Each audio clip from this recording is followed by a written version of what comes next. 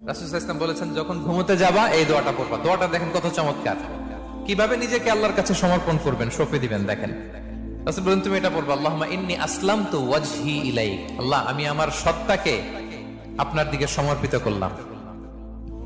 ওয়া ফাওয়াদতু আমরি ইলাইক। আল্লাহ, আমি আমার সব কাজকে আপনার কাছে সুপর্দ করলাম।